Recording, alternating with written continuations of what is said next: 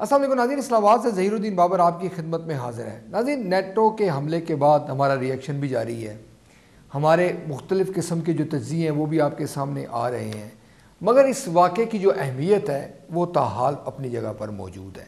یہ کہا جاتا ہے کہ ایک اتحادی کی جانب سے اپنے ہی اتحادی کی جو افواج ہیں ان پر حملہ بڑی تشویشناک صورتحال ہے۔ پاکستان اور امریکہ کے درمیان مختلف حوالوں سے اختلاف رائے کی خبریں تو آتی رہتی ہیں، مگر اس اختلاف کا اس حد تک نتیجہ سامنے آ سکتا ہے، اس قسم کی امریکہ کی جانب سے کارروائی سامنے آ سکتی ہے، یہ بات لوگوں کے لیے انتہائی چونکا دینے والی اور تشویشناک ہے۔ اس تمام صورتحال پر گفتگو کرنے کے لیے آج ہم نے اپنے پروگرام میں زحمت دی ہے معروف سیاسی و سماجی رہنما بیرسٹر دانش افتخار صاحب۔ بیرسٹر صاحب، welcome to our show. Barrister صاحب، یہ بتائیں کہ نیٹو کا حملہ کیا تھا آپ کے نزدیک؟ حادثہ تھا، وارننگ تھی؟ یہ جو ہمارے فوجیوں کی جو شہادت ہوئی ہے یہ کتنا بڑا نقصان ہے؟ بسم اللہ الرحمن الرحیم۔ سب سے پہلے تو بطور ایک پاکستانی میں اس چیز کی بہت زیادہ مذمت کرتا ہوں کہ نیٹو نے اس طرح سے پاکستان کی جو سلامتی ہے اور خود مختاری ہے اس کو چیلنج کرتے ہوئے، اس کو بالکل ہی خاطر میں نہ لاتے ہوئے پاکستان کی سرحدوں میں داخل ہو کر اس طرح سے ہمارے جوان جو ہیں ان کو شہید ان کو کر دیا۔ پاک فوج کے ساتھ ہم سب قوم جو ہیں وہ یکجا کھڑی ہیں اس موضوع کے اوپر۔ اور جہاں تک اس چیز کا تعلق ہے کہ کیا یہ انٹینشنل تھا یا ان انٹینشنل تھا، تو میرے خیال میں اس میں کوئی دو رائے نہیں ہونی چاہیے کہ یہ انٹینشنل ہی تھا، کیونکہ اس کی وجہ یہ ہے کیونکہ ہم اچھی طرح جانتے ہیں کہ نیٹو اور امریکنز کے پاس جو اس وقت ٹیکنالوجی موجود ہے،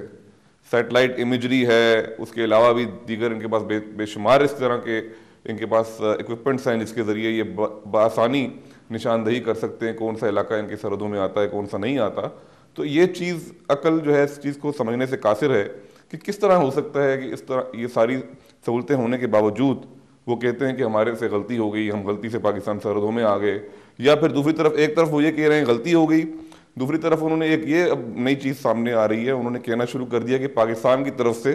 یا پاکستان کی چیک پوسٹ کی طرف سے پہلے جو ہیں شاٹس وہ فائر ہوئے تھے۔ تو بتاتے خود یہ دونوں بیانات بھی ایک دوسرے سے تصادم کرتے ہیں، کانٹراڈکٹری ہیں، اور میں سمجھتا ہوں کہ یہ امریکہ جو ہے اور نیٹو فورسز جو ہیں محض اپنی یہ جو اتنی بڑی ان سے برنڈر ہو گیا ہے اس کا وہ امپیکٹ کچھ اور سوچ رہے تھے کہ امپیکٹ ایک جس طرح سے وہ سمجھ رہے تھے امپیکٹ جائے گا پاکستان کے اندر، ایک جو افغانستان کے حوالے سے پاکستان میں وہ چینج چاہتے ہیں پالیسی کے حوالے سے، ان کے مقاصد اور ہیں، وہ کسی اور گروپس کے ساتھ لنک کرتے ہیں اپنی پالیسی کو، اور پاکستان جو ہے ان کے مقاصد وہاں پہ کچھ اور ہیں، پاکستان کسی اور گروپس کے ساتھ وہاں پہ منسلک ہیں۔ تو وہ امریکنز اپنی ایک ہیجمنی قائم کرنے کے لیے پاکستان کے اوپر ایک پریشر ڈالنا چاہ رہے تھے، لیکن اس کے برعکس ایک ریاکشن نکلا، اور اب ہم دیکھ رہے ہیں کہ اس کے بڑے دیرپا نتائج جو ہیں وہ سامنے آ رہے ہیں۔ ویسے لوگ یہ بھی کہتے ہیں دیکھیں جی ہم تو فرنٹ لائن سٹیٹ ہیں، ہم پر ہی امریکہ حملہ کر رہا ہے، ہماری جوانوں کو شہید کر رہا ہے، تو یہ کیسا اتحادی ہے؟ دیکھیں اس میں بات تو بالکل ٹھیک ہے، نقصان تو ہو رہا ہے جب کوئی دو ایلائز کام کر رہے ہوتے ہیں کسی ایک مشن کے اوپر، کسی ایک مقصد کے اوپر، ایک ملک کو فوکس کیے ہوئے، اور جب ان کی پالیسی جو ہے وہی یکسوئی کے ساتھ نہیں چل رہی ہوتی تو نقصان تو ڈیفینیٹلی اس پالیسی کو پہنچتا ہے۔ لیکن ہمیں یہاں یہ بھی سمجھنا چاہیے کہ امریکہ کے جو گول ہیں افغانستان میں وہ بڑے شارٹ ٹرم ہیں، ان دا سینس کہ وہ انہوں نے ایک ڈیڈ لائن دے دیا ہے کہ ہم افغانستان سے چلے جائیں گے، اور یقیناً یہ ان سے توقع بھی کی جا رہی تھی کہ ایک فورن پاور آئی ہے تو اس نے وہاں پر اپنے گولز اچیو کرنے کے بعد چلے جانا ہے۔ لیکن پاکستان کے ساتھ یہ معاملہ نہیں ہے، پاکستان کو جو افغانستان کے ساتھ بارڈر ہے یہ مستقل ہے، افغانستان ہمارا ایک مستقل نیبر ہے، لہٰذا پاکستان کبھی بھی اس چیز کو نہیں چاہے گا کہ افغانستان میں کل کو کوئی ایسا امپیکٹ یا کوئی ایسی گورنمنٹ یا کوئی ایسا سسٹم امریکہ دے کے وہاں پہ چلا جائے جو کل کو ان کی حکمت عملی اور ان کی جو اسٹریٹجک ڈیپتھ ہے جس کا بڑے عرصے دراز سے وہ بات کرتے ہوئے آ رہے ہیں وہ متاثر ہو۔ تو میں سمجھتا ہوں یہاں تک تو تضاد ان دونوں کے درمیان ہے اور نقصانات دونوں کو ہو رہے ہیں، لیکن پھر ہم اگر کہیں کہ ہم اپنی اسٹریٹجی کو چھوڑ دیں تو یہ ممکن نہیں ہوگا، اور ہمارے لیے اس کے بڑے زیادہ نقصانات ہوں گے۔ امریکہ تو بہت دور بیٹھا ہوگا تو وہ چلا جائے گا، لیکن فیس تو ہم نے کرنا ہے۔ لوگ یہ بھی کہتے ہیں جی دیکھیں سیاسی جماعتیں جو ہیں وہ اس پالیسی کو اون نہیں کرتی، وہ انہوں نے ایک فاصلہ رکھا ہوا ہے، اس تھیوری میں کچھ صداقت دیکھتے ہیں آپ؟ اون نہیں کرتی، لیکن میں سمجھتا ہوں کہ جہاں تک افغانستان اور کافی حد تک انڈیا کا تعلق ہے، ہمارے نیبرز کی ویزا ویز جو ہماری پالیسیز ہیں اس میں بڑے عرصے سے ہماری جو پولیٹیکل لیڈرشپ ہے ان کا عمل دخل بڑا منیمل رہا ہے، اور یہ کوئی آج کل کی بات نہیں بلکہ آپ کو تو اچھی طرح معلوم ہے جنرل حمید گل صاحب نے محترمہ بینظیر صاحبہ کے دور میں کس طرح سے ان کو یہ عندیہ دیا کہ آپ پاک فوج کو اور ISI کو افغانستان کی حکمت عملی کے حوالے سے آپ کوئی ڈکٹیشن نہیں دیں گی، اور یہی ایک سمجھوتا تھا جس کے تحت ان کو گورنمنٹ بھی دی گئی، محترمہ صاحبہ وزیر اعظم بنی. تو یہ جو ISI اور آرمی کا جو ایک عمل دخل ہے ہماری افغانستان پالیسی میں، ہماری نیبرز کی پالیسی میں، انڈیا کی پالیسی میں، یہ عمل دخل تو رہا ہے، اور پولیٹیکل لیڈرشپ جو ہے وہ اس معاملے میں بڑی حد تک کمزور اور بے بس نظر آتی ہے. بھائی صاحب، ہمارے دفاعی اداروں کو نشانہ بنایا جا رہا ہے، مگر جو ہماری جو سیاسی جماعتیں ہیں ان کے آپس میں اختلافات ختم نہیں ہو رہے ہیں، یہ کتنی افسوسناک بات ہے. جی ہاں بالکل، ہماری پولیٹیکل لیڈرشپ ہی جو ہے وہ ہماری کافی حد تک عوام کی سوچ کی اور عوام کی جو فیوچر لیڈرشپ ہے اس کی عکاسی کرتی ہے، اور انہوں نے ترجمانی کرنی ہوتی ہے ہماری عوام کی. اگر ہم یکسوئی کے ساتھ تمام پولیٹیکل پارٹیز جو ہیں وہ اس چیز پر فیصلہ کر دیں کہ ہم نے اس معاملے پر یا کسی بھی معاملے پر کیا ہم نے حکمت عملی اپنانی ہے، تو یقیناً اس پالیسی کو ایک بڑی تقویت ملے گی، طاقت قوت ملے گی، اور پاکستان آرمی کے جو جوان ہیں ان کو بھی بڑی ایک سپورٹ ملے گی کہ ہمارے پیچھے عوام کھڑی ہے پولیٹیکل نمائندوں کے ذریعے.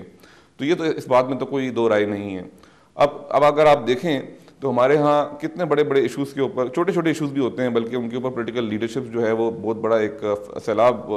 کھڑا کر دیتی ہے، سونامی آ جاتا ہے پورے ملک میں، ہڑتال، پہیہ جام ہڑتال اور پتہ نہیں کیا کہ شٹر ڈاؤن سٹرائکس آ جاتی ہیں. تو یہ اتنا بڑا معاملہ ہے، اس کو کیوں نہیں ہائی لائٹ اس طریقے سے کیا جا رہا، اور اس کے اوپر کیوں نہیں پوری قوم جو ہے وہ نظر آ رہی کہ متفق ہو. اس کی وجہ یہ ہے کہ بنیادی طور پر جو ہماری یہ پالیسی سامنے آئی ہے کہ ہم نے کہا ہے کہ ہم نیٹو کے اس اقدام کی مذمت کرتے ہیں، اس چیز کو بھی پولیٹیکل لیڈرشپ جو ہے وہ مختلف زاویے سے دیکھ رہی ہے. ہر پولیٹیکل پارٹی بڑے سوچ بچار کے اپنی پالیسی بیان کر رہی ہے، الفاظ کا چناؤ کر رہی ہے، کیونکہ ان کو معلوم ہے کل کو ہمارے جو